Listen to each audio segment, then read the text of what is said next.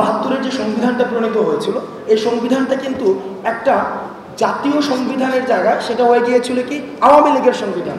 এই আওয়ামী লীগের সংবিধানটা সেখানে হচ্ছে একটা আমরা জাতীয় সংবিধান হিসেবে আমরা মেনে নিয়েছিলাম।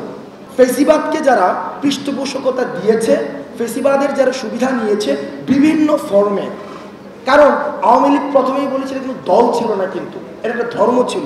আওয়ামী লীগ পোশাক ছিল, আওয়ামী লীগের খাবার দাবার ছিল।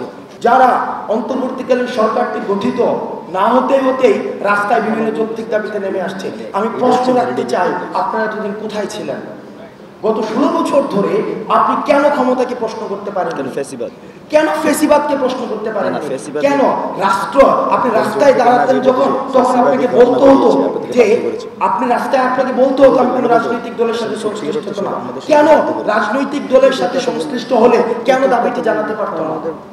আমাদের এই জায়গাটায় প্রশ্ন রাখতে হবে। আমাদের চিন্তা জগতে একটি প্রশ্ন আমাদের সবসময় রাখতে হবে। এই যে আমরা ক্ষমতাকে প্রশ্ন করা শিখেছি, সেটি ধারাবাহিকতা অব্যাহত রাখতে হবে। এটা হচ্ছে একটা ডাইমেনশন।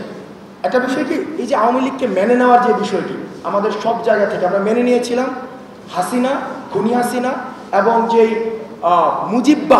মুজিববাদ যে আমাদের সংবিধানে যেটা রিফ্লেকশন ঘটেছে, সংবিধানটা মূলত হচ্ছে এখন আমরা দেখছি এটা নিয়ে বিভিন্ন জায়গায় তর্ক হচ্ছে, আলাপ হচ্ছে বিভিন্ন জায়গায়, এবং আমরা বুদ্ধিবৃত্তিক মহলে সেটা নিয়ে বেশ চর্চা দেখছি। দেখেন, 250-টিরও বেশি ডিজাইন অপশন নিয়ে ওয়ালটন স্মার্ট ফ্রিজ, বোঝে আপনার প্রয়োজন। এই যে 72-এর যে সংবিধানটা প্রণীত হয়েছিল, এই সংবিধানটা কিন্তু একটা জাতীয় সংবিধানের জায়গায় সেটা হয়ে গিয়েছিল কি আওয়ামী লীগের সংবিধান। এই আওয়ামী লীগের সংবিধানটা সেখানে হচ্ছে একটা আমরা জাতীয় সংবিধান হিসেবে আমরা মেনে নিয়েছিলাম। আওয়ামী লীগের সংবিধানটাকেই আমরা বাংলাদেশি সংবিধান হিসেবে ধরে নিয়েছিলাম। অর্থাৎ দেখেন, একটা দলের সংবিধানকে যখন একটা দেশের সংবিধান হিসেবে চাপিয়ে দিতে চায়, সেই জায়গাতে হচ্ছে ফেসিবাদের প্রথম বীজটা বপন করে দেওয়া হয়। এবং আমরা জাতি হিসাবে এই যে এত বছর পরে আমাদের দ্বিতীয় স্বাধীনতার আগ পর্যন্ত কিন্তু আমরা সেই জায়গায় কখনো প্রশ্ন করতে পারিনি। আমরা এই জায়গায় দাঁড়িয়ে আমরা মনে করি, যেহেতু আমাদের এই 24-এর দায় আমাদের রয়েছে, 24-এর বিনিময় মূল্য, এই বিনিময় মূল্য আমাদের এখনো পর্যন্ত হাজারেরও অধিক শহীদ হয়েছে এবং প্রত্যক্ষ পরোক্ষভাবে লক্ষাধিক আহত হয়েছে। কিভাবে? দেখেন, শুধুমাত্র যে আপনারা একটা প্রজন্মকে আপনারা মেন্টাল ট্রমার মধ্যে আপনারা ঠেলে দিয়েছেন। এই যে আপনাদের সামনে যারা রয়েছে, আপনাদের ভাষা বুঝতে পারেননি।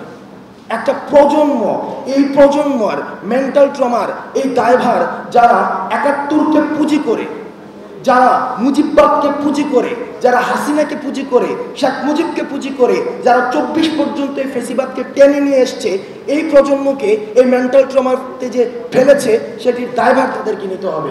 এবং সেটির দায়ভার তারা যদি স্বীকার না করে, তাদের দোষ যদি স্বীকার না করে, তাহলে পরবর্তীতে যে তাদেরকে রাজনীতিতে পুনর্বাসনের যে চিন্তাটি করছে, সেই চিন্তাটি তাদের বুমেরাং হবে। কারণ ফেসিবাদকে যারা পৃষ্ঠপোষকতা দিয়েছে, ফেসিবাদের যারা সুবিধা নিয়েছে বিভিন্ন ফর্মে, কারণ আওয়ামী লীগ প্রথমেই বলেছিল কিন্তু দল ছিল না, কিন্তু এটা একটা ধর্ম ছিল। এই আওয়ামী লীগের ধর্মের অনেকগুলো জনরা ছিল। আওয়ামী লীগ কালচার ছিল, আওয়ামী লীগ মিডিয়া ছিল, আওয়ামী লীগ ইনস্টিটিউশন ছিল, আওয়ামী লীগ পোশাক ছিল, আওয়ামী লীগের খাবার দাবার ছিল।